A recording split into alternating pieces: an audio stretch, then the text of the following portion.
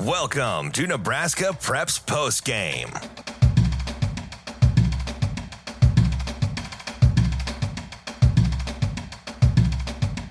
It's another week of NEB Preps Postgame. Mike Sautter, Jacob Padilla here this week. Damon has the week off this week, so we will do our best to break down everything that happened last week in high school football in Nebraska.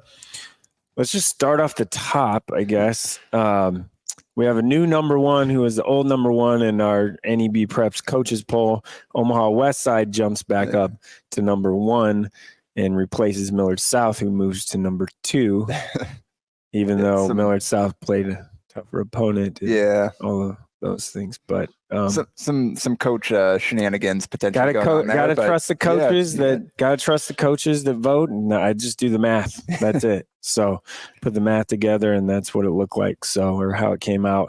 Westside hasn't lost. They haven't lost in a year and a half. So that's part of the explanation, I would say too. And they're clearly a top two team. Yeah, they're a very good team. Obviously, you said they haven't lost, reigning champs and all that.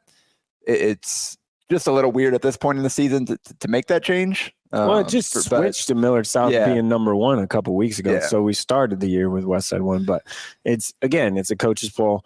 It's how the math shook out. And Westside is very, very good. It doesn't matter. We're talking tiers, and we've had those tiers all year, and just how it is. Millard South, Westside, Elkhorn South, they're kind of in the tier, and then all kind of everybody else. All blowout wins this week. Again, we'll talk about the Millard South one momentarily, but Westside, so many weapons. Braylon Warren, 9 and 10, 164 yards and 3 touchdowns. Again, 3 touchdowns and 9 completions, pretty good ratio. Yeah, to 3 different receivers. And Eli Johnson, Quinton Warren, and Keenan Cotton all catching passing touchdowns. Quinton Warren carried people to the goal line. He's kind of a monster. I said after I went to their practice, that guy's their difference maker. Yeah, you got Eli Johnson and Quinton Warren out there at the same time. You got Christian Jones, who's a beast himself. And you got guys like Cotton and Purified Jr. running down the that's a good balance. It's a lot of different types of weapons they have. And then in the backfield, their top 2 backs went for 200 yards, 11 yards apiece. Tate Jenkins over 121 and 3 scores again. He also had an 89-yard kickoff return touchdown. So nice for him. They just got so many weapons. And this week they have Elkhorn South. Game of the week in the regular season in Class A. The biggest game of the year so far in Class A. Game of the year, I feel pretty good about that. Very, very jealous that I have volleyball on Friday. It will not be. But there are some really good matchups on Friday. There are. And very few on Thursday, unfortunately. Yeah. But looking forward to that one, seeing kind of how that turns out and breaking that down. We'll have Damon on back next week to kind of offer his perspective on how that game plays out. But Elkhorn South at 3, 69-0 against Burke on the TV game on Friday or Thursday. Yeah, with a weather delay, had to wait a while to get that in, but they did it. And Madden Riggs, 10 and 12 for 193 yards and 2 touchdowns, and seems to be settling in. Been really efficient the last few weeks. Obviously, not facing tough competition, but doing the job. And Gavin Shanahan is going to do the job. Who, in addition to his 148 yards and 3 touchdowns, also threw a 16-yard touchdown. And then Devin Meyer, offense, defense, making plays on both sides of the ball. This Elkhorn South defense continues to be really impressive. It 7 sacks, a pick, a fumble recovery, held Burke to 85 total yards, including -10 rushing yards. So, that'll get you a win. So that sets up the meeting between those two, 6-0 versus 6-0. Last 2 undefeated teams in Class A, and only one will be standing at the end of the week on Friday. Millard South, obviously, at 5-1 with the loss to a very good Basha team that continues to do some work out there. So 5-0 in the state, and really impressive win. You were there. 56-21 over previously number 4, Papillion-LaVista, who dropped down to number 5. Like, not getting dinged much for that kind of a loss because we know how good Millard South is. And I think Papio's still okay. Like, I think they're pretty good. They're number 5 still. Yeah. I don't think there's this huge gap or fall off. It's one of those, like, they're in that, Kearney, Papillion-LaVista conversation are right in there. And that probably is right. If you just look at the transit property of, okay, Millard South beat Kearney by this much and beat Papillion by this much. Papillion played Millard South better, if you will. So, and they did, like, Cam Leggett he used his legs to run around. He had a nice game. Isaac Pamran, that guy is a stud. Like, he clearly can play for any team in the state and be an impact player for any team in the state, I believe. And had another nice game. Had a 65-yard pass completion. Yeah, pass completion. Yeah. And also 3 catches, 170 yards, 2 touchdowns, 5 tackles. And really outside, it was Leggett and Pamran were their only 2 weapons that were able, because they shut down that 3-headed running game. Yeah, they needed to find a way to run the ball. That's my thing with Papio. Like, you got to find a way to move the ball, run the ball. They can't do that right now. Or not against Millard South. I was going to say, easier said than done. Yeah, we saw Creighton Prep, pretty good defense had been, and they were able to get loose against them. And then this week, Millard South just, again, 2.8 yards a carry between their 3 running backs. Leggett, quarterback run game kind of changes some things. Had 9 carries with 72 yards and a touchdown. 16-yard touchdown run. Yeah. So he does offer them that. Like, he's not necessarily a guy that's going to go run for 100 yards every week, but like he can pull it down and take off and get some yards. He's a competitive kid. Yeah. Like, he's big, 6'4" or whatever. Like, good frame. So.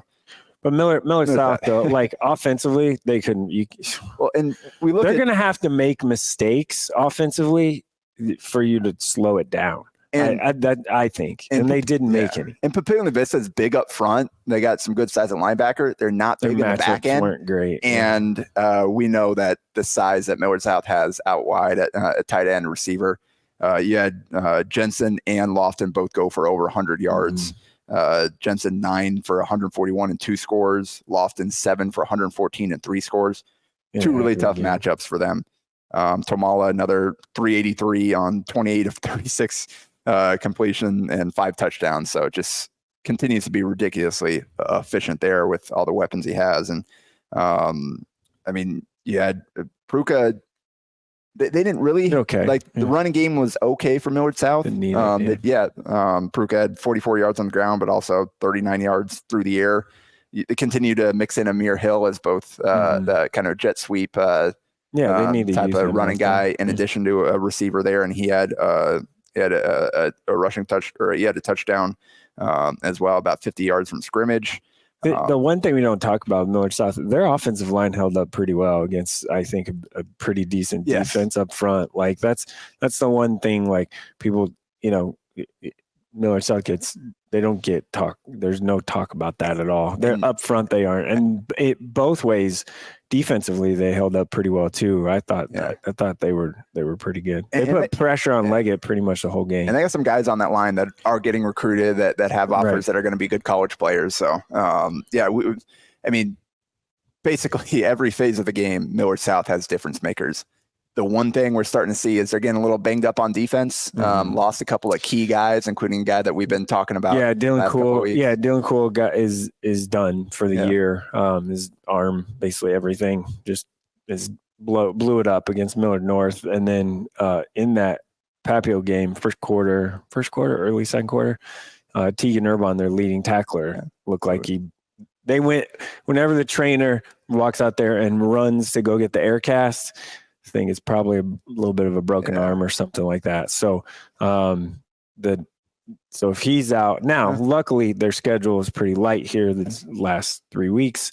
So maybe we can get him back, after about 3, 4, 5 weeks here. Good news for them. They got plenty of other guys that can make plays. Marion Jackson, 10 tackles on defense, step up, obviously, caught 5 passes as well, but you got so many weapons on offense that you don't necessarily need to rely on him on that end like they did last year. And that frees him up to put more effort into defense and to make a difference on that side of the ball as well. So it's got so many. It was 21-14 at halftime. Yeah. And then it's like Papio making them earn But it. there wasn't at any point did you feel like there was maybe Papio was just kind of hanging on. Taking it back. Middle of the third quarter, they were going to go for it on 4th and goal from like the 6, and then a personal foul penalty. Pre-snap. Yeah. Not good. How do you push them back? That would have been a huge momentum thing, like huge momentum shift. If they would score that, it would have. I think it would have put the score 28-21, and it would have like. How do you get a personal foul pre-snap? A player did something to the fan, made a hand motion, if you will, to the student section. Alrighty then, in front of the referee. I guess the student section did their job then. Yeah. Oh boy. Alrighty then. But yeah, so Millard South 35-7 second half there, slammed the door shut and assert like, this is who we are. So Millard South 5-1. They've got Lincoln High Thursday. So Papio, I forgot who they have left, but that was their toughest test left, right? Papillion is Millard South. Oh yeah. They have got their toughest games out of the way already. Yeah, they got their toughest games out. That's the best way to say that, probably. Yep. So they have Lincoln High, I believe. Yeah, Lincoln High at North Platte could be tricky, and then Omaha Benson. Okay, so I think we've kind of learned what we needed to about Millard South this year, and now we'll see what happens in the postseason. This is there's some get healthy games in there. Yep, that drop Papio still to 5 with their first loss, 5-1. And they got a tough one on Friday with the First Key Central team coming back in the top 10. We'll talk about them in a few minutes, but so Millard North jumps up to number 4 there with a 55-28 win at Lincoln East. Good win there for the Mustangs, and a big game for Zion Rush. Went over 300 yards passing and 4 touchdowns. A couple of picks, but when you're that productive, you can get by with that. Caden Vermas over 100 yards on the ground, and Pierce Newberry 8 catches for 197 yards, 7 tackles and a sack. Good. Yeah, he's again one of my players I enjoy watching most, and I'm glad that this season has happened, that they're kind of unlocking him a little bit on offense, because I think 7 or 8 catches might have been more than he had all last year. I think he had 7 catches last year as a junior, and every one of them was a highlight. And so good to see them kind of cutting him loose, because he and Vermas are both difference makers, obviously. Especially against a team that, East has a possibility of putting up points, if you will. So especially against them, like it's a nice win because that one could, on the road going down there. Yeah. So, and now they got another tough one facing Kearney on Friday. Yeah. Kearney's. Yeah. Kearney. That's a Kearney coming really back. Big game. Yeah.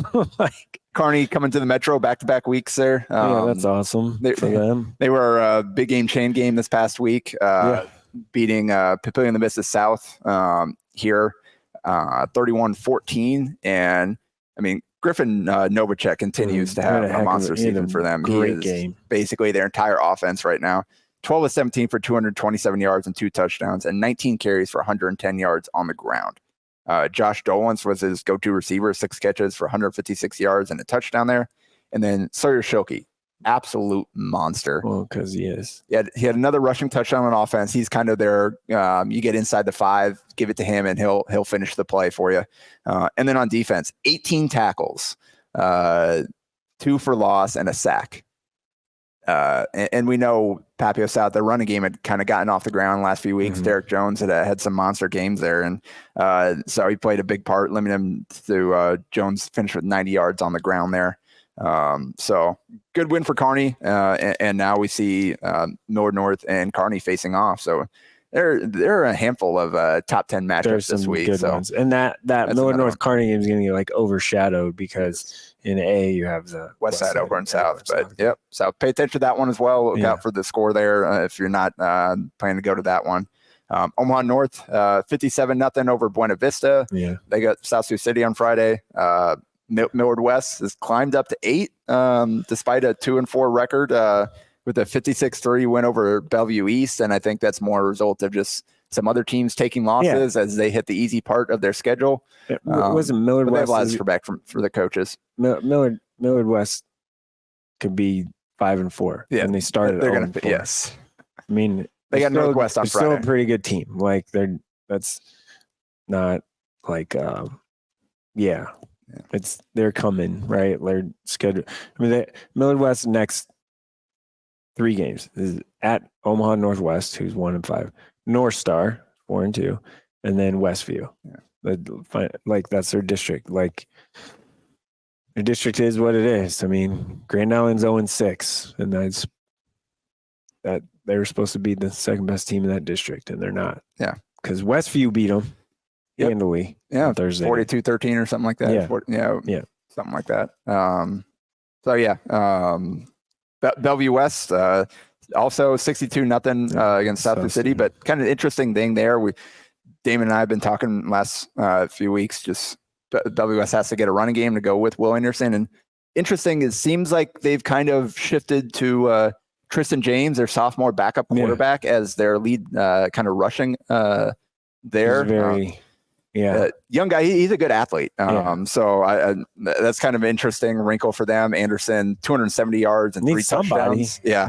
And James went over 100 yards on the ground and had 3 touchdowns. He had completed 3 passes too. TJ Whaley, Green, a touchdown piece there. So those guys are kind of their most experienced lead receivers there. So we'll see. Bellevue West has Lincoln Southwest this week at home. Yeah, that's the Thursday game. Yeah, and then so they're building up towards that one. That'll chance to kind of get this thing rolling. That'll be at 9. Basically if Bellevue West can beat Southwest on Thursday, then that'll basically be for the district title next week.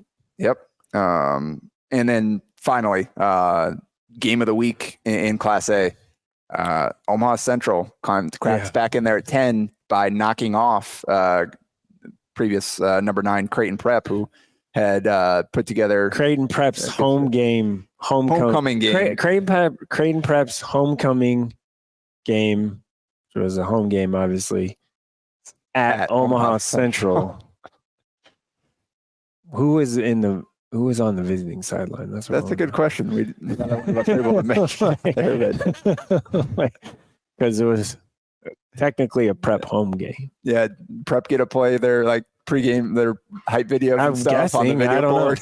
Or did they have to actually rent the facility? Hopefully the video board. Did they have to provide the chain crew and stuff too, and the concessions, or was that all? Where's the gate go? How does that work? Interesting. Yeah. I don't know. Anyway, but Central pulled it out. 1 second left. Game-winning touchdown. Ike Ackerman. Yeah. Crazy game. It was back and forth. 34-30 was the final, and it back and forth the entire way, going blow for blow. Kylan Haney is an absolute monster. Yeah, he is. Showed it again. 14 carries for 132 yards and 3 touchdowns. Also had 62 receiving yards and a touchdown. BJ Newsom threw a couple of touchdowns, one to him, and then the other to Ike Ackerman there at the end. It was so. And Tony Caniglio, 4 touchdowns on the ground. Prep's quarterback there. Tough. He's a tough good kid. running quarterback. He's a tough kid. But so back and forth. I mean, Prep was up 30-27 with about 3 minutes to go after an 8-yard touchdown run from Caniglio. So Central, you get the ball back, chance to go down and win, and props to Central for getting it. And we've seen way back in week 1, BJ Newsom put together a really nice talk about a tough end of game drive. That kid gets smoked all game long and just keeps getting right back up. But 26-yard touchdown with 1 second left, that's a really tough situation. Enable them to make the play, and we know Ackerman's big, strong target. Go ahead, throw it up, and let him go get it there. And he delivered. He's basically running free, which is crazy. You probably should cover that guy. So that's Central climbing back in there, 3-3 now. And we mentioned they got Papillion-LaVista on Friday, so you want to hang in that top 10. You want to prove yourself. That's a big district game. It's huge. Yeah, it's a playoff. That's the most ridiculous district Westside, Prep, Central, and Papio, right? All in the same district. It's a huge district game because you have this if Central getting that win over Prep, that was huge because now Prep's chasing. Yeah, they got to pull off some kind of upset. In the district. Central's 1-1. Papio's 1-1 or 1-0 in the district. So it's a huge game because the top two are auto bids to the playoffs. Yeah. And want that auto bid. You don't have to worry about wildcard points and getting one of the 4 spots. Yeah. So Central dropped down in receiving, or Prep dropped down in receiving votes. They got Fremont this week. Southeast also a 49-6-1 over Lincoln High. They've got North Platte on Friday, other receiving vote team there. So that's the week in Class A. We mentioned big games: Westside, Elkhorn South, Millard North, Kearney, and Papio Central are the 3 big ones there. Yeah. So, like I said, it's a loaded week, and that's just in Class A. In Class B, we got not a lot. Changed. There is one super noteworthy. There was one game that really was the biggest one, and we'll talk about that. Elkhorn, but but Bennington 35-7 against Blair again.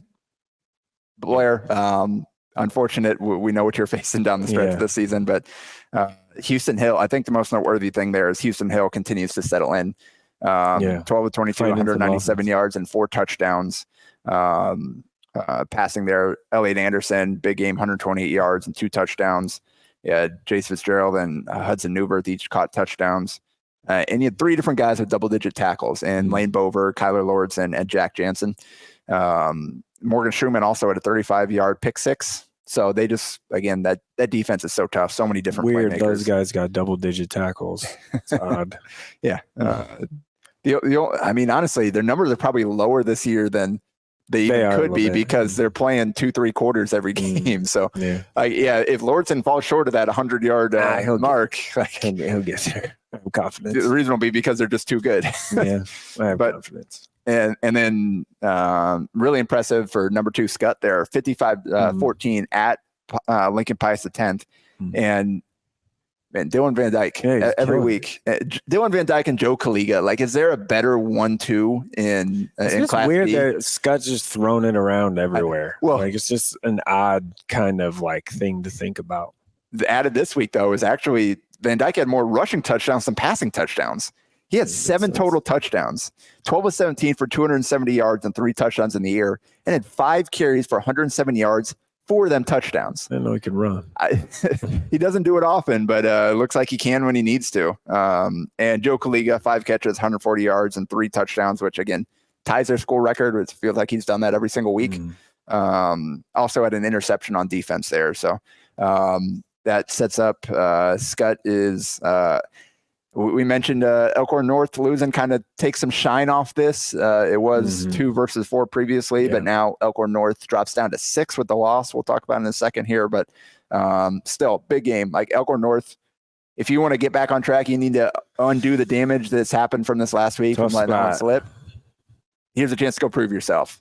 Go take down Skutt. I think Skutt's first real chance at facing another really good team there. So you want to talk about ridiculous district? That B1 district is Bennington, Skutt, Elkhorn North, Elkhorn High, and Blair. What the? That's ridiculous. Oh boy!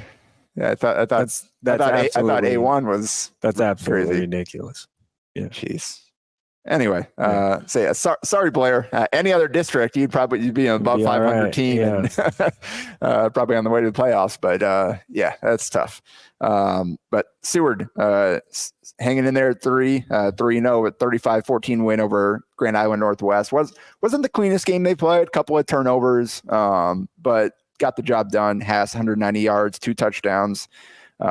And they had both running backs kind of split the load there, both productive. Peyton Elsie 12 for 82 and 2 touchdowns. Edison Knott 16 for 70 and a touchdown.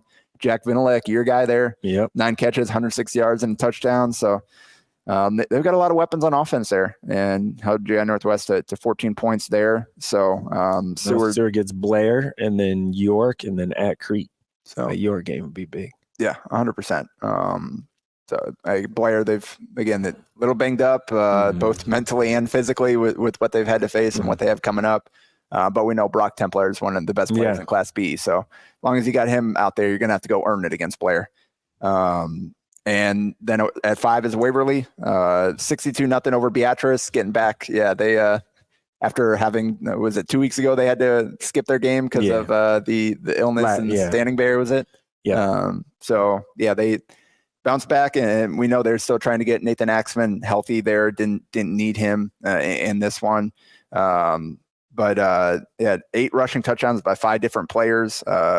Cooper Whitler and Asher Stoddard over 100 yards apiece. So good win, just kind of get back. Waverly had a big, that was one. And then this week, a couple confidence building games, I think. Got Plasma this week. I actually accidentally skipped over Scottsbluff there at number 4, who 5-1 there, 35-0 win over previous 4-1 Gering. Really, obviously Gering's schedule, but still what they did there. I mean, they held Gering to 61 total yards and 3 total first downs in the game. Nate Kelly had 154 yards and 3 touchdowns on the ground and threw a touchdown as well.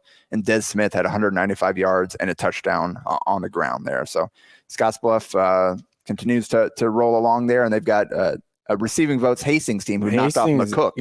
Knocked them back out of the top 10. Hastings went to McCook and won, which is the toughest place to play in the state. 4-2 Hastings team. Yeah, so that one could be. We'll see. Hastings throws it around, spreads it out. So contrast the styles there. Yeah, very much so. Yeah. So that'll be a fun one in B. And then mentioned Elkhorn North 5-1 now after a 17-14 loss at Elkhorn. Which I mean, listen to this. Elkhorn. This is their game recap. Elkhorn High had 172 rushing yards. Elkhorn North had one rushing yard. Well, Elkhorn North even had -1 on their stats. Yeah. So between sacks average yards per rush, Elkhorn High had 3.58, which is good.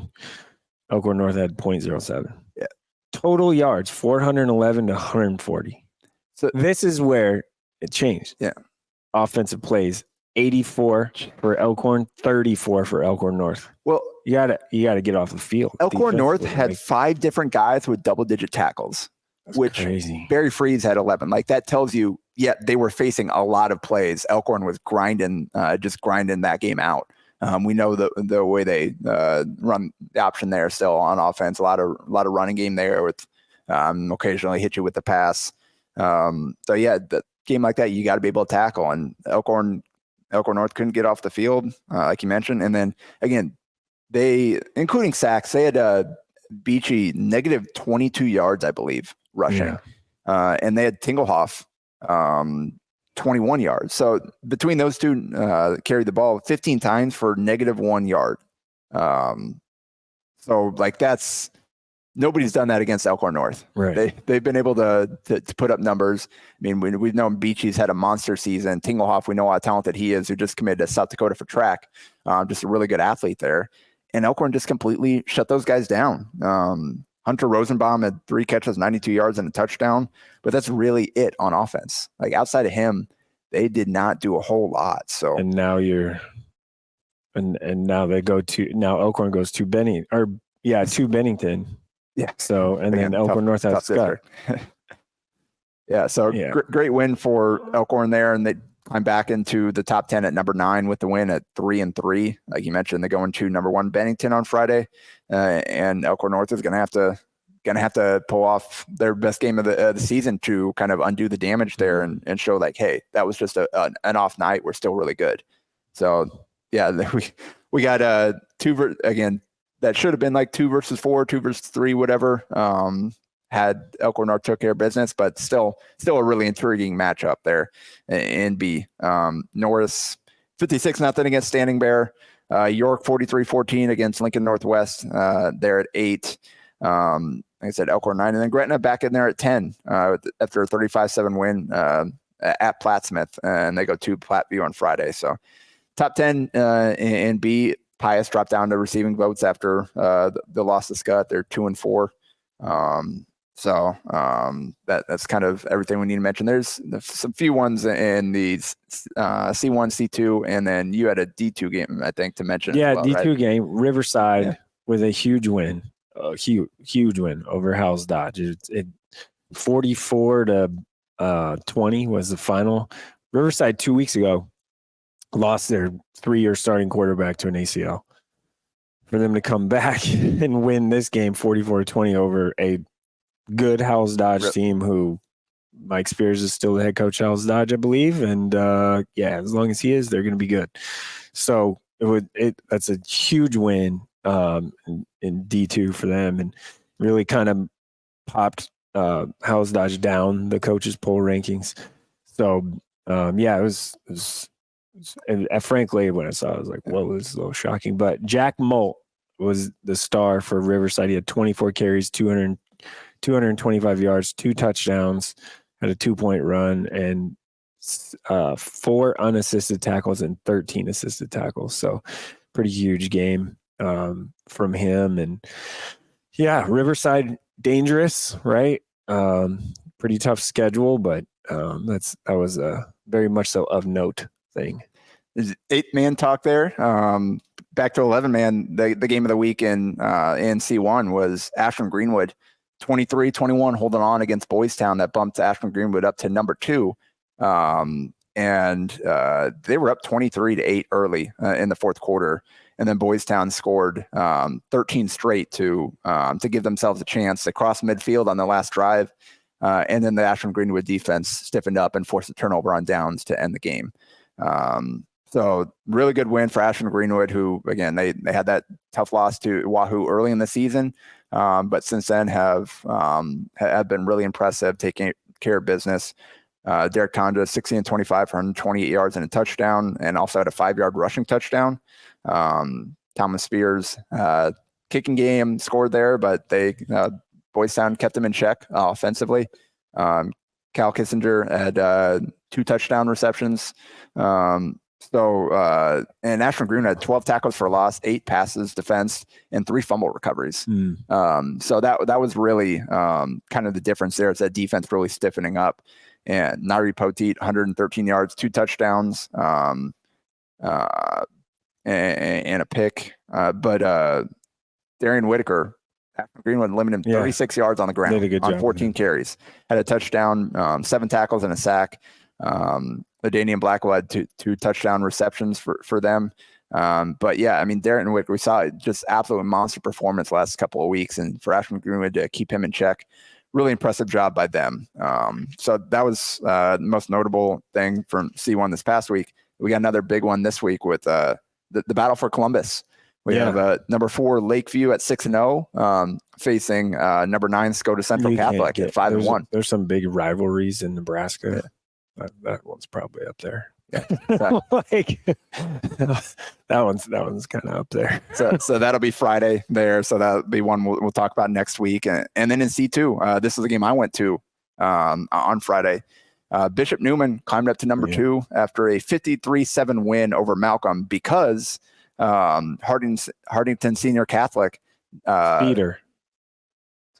You said senior. I said Cedar. I just don't talk very well. No, okay. Hardington Cedar Catholic, right. HCC right there. All right, you're good. 21-14 win over number 2 Battle Creek. We mentioned last week. That was one to watch. It's a big win. Well, okay. Cedar got their guys back. Yeah. So from the first 2 weeks they weren't able to play. Yeah. So that matters. 100%. But that's still Battle Creek was out to a great start. Yeah. So that knocked that Cedar climbed up to number 3, bumped Neumann up to number 2. And it was 21-14 win for Cedar Catholic there. It had 287 rushing yards on their side and limited Battle Creek to 78. 6.5 per versus 2.4 per. So that's essentially the ball game there. They also allowed Jackson Mettler to just 6 completions on 16 attempts passing. So really impressive job by the Cedar Catholic defense there. Brighton Whitmire 195 yards on the ground. And then Braden Riefenrath also 103 yards on the ground, 2 touchdowns. They were up, Battle Creek was up 14-13 in the fourth quarter. And then Riefenrath hit the go-ahead touchdown and converted the 2-point chance there midway through the fourth quarter to give them the lead, and they held on from there. So also I mentioned that the Newman game, that's what I was at.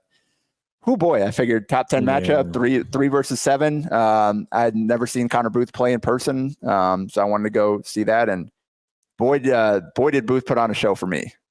Yeah, no, I mean, was actually not competitive. When you said you were going there, I was like, yeah, he might have a big night, just because I watched them. I watched what Oakland Craig did to Malcolm, and I was like, yeah, kind of soft in the middle, and like could be able to, So that was my. Well, 53-7 was the final there for Bishop Newman.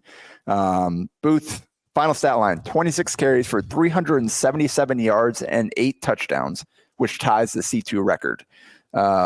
He had almost 300 yards at halftime, and then had a few more long runs in the second half as they continued to dominate that game. And he had 67, 52, 49, and 34, I think, were his longest touchdown runs. And I was just really impressed with kind of his overall ability, the way he planted his foot, cut up the field and go hit the hole hard. Breakaway speed, running away from guys at the C2 level, obviously. A little different than being able to do so once he gets to college, but he did show some speed there. He almost never went down. The first or second guy that got to him, bouncing off. Like, he is really tough to tackle there. And the offensive line did a good job. Like, there weren't a lot of skinny holes that he had to get through. They opened up some big ones for him, and he did a good job at hitting them and taking advantage of it. I was impressed with their defense as well. Andrew Medina, big dude on the defensive line, wreaked some havoc there. Bo Fuyon had 2 picks on defense as well. So really impressive performance by Bishop Newman. And again, like we look at all 3 of these classes here, and the top, I mean, Wahoo continues to dominate back-to-back, like 50 spots against Class B teams. Like Wahoo clearly number 1 there, but really, and then in C2 there, you've got Norfolk Catholic 6-0. They've already beat Bishop Newman, who is up to number 2. So it's teams are going to have to pull off some upsets once we get to the postseason here to knock off these number 1s. Again, I think, like, weather's going to change here, so we'll see. Like, if that affects people are going to have to find run games and stuff to get that done. Big one this week in C2 is Oakland Craig at Norfolk Catholic on Friday. So that'll be 5 versus 1 there. Norfolk Catholic, if Oakland can hold up with the athletes there, it's going to be tough. You got to keep Braylon Anderson upright. Give him a chance to make some plays. That's the only shot you're going to have. Because I'm guessing they're going to have a hard time. Norfolk Catholic has more athletes. Yeah. Well, they got like double to triple probably the players number of. But that's one of those where they're going to have to get a little creative, I think, to hang in there. Oakland Craig will. So ending the show with some shout outs like usual. Shatter and senior Quinn Bailey, congrats to him, went over 5,000 yards for his career. 60th player in state history to do that. Had nearly another 286 yards rushing there for them. And Shatter took care of business there against Chase County. 32-6 was the final on that one. So Quinn Bailey, just if you're in that area, I think try to go see him play if you're just a fan of high school football, because pretty special player in his final season there. Lexington senior Cesar Cano, 21 carries for 286 yards and 3 touchdowns and 12 tackles on defense there in a 34-18 win over Alliance there. So a shout out to Lexington getting a win there. I mentioned Braylon Anderson, 6 touchdowns last week, 19-24 for 268 yards. Did have 1 pick, but we can let that slide in a 44-8 win over Ponca for Oakland Craig. And then Sydney continues to have a great season there, put up numbers there. Alex Doty, 7 of 11 for 121 yards and 4 touchdowns, 9 carries for 171 yards and 2 touchdowns, a couple of tackles. They hit 4 extra points. and also nearly averaged 60 yards per kickoff as their kicker there, and a 46 win against Ogallala. Yeah. Big week, long week next week, obviously. A lot more to break down, bigger games, I guess, matchups. Yeah, a lot of top 10 matchups that we're going to have to hit on next week. Yeah. So, fun weekend in high school football for sure. Yeah. All right, that'll do it for Nebraska Preps postgame.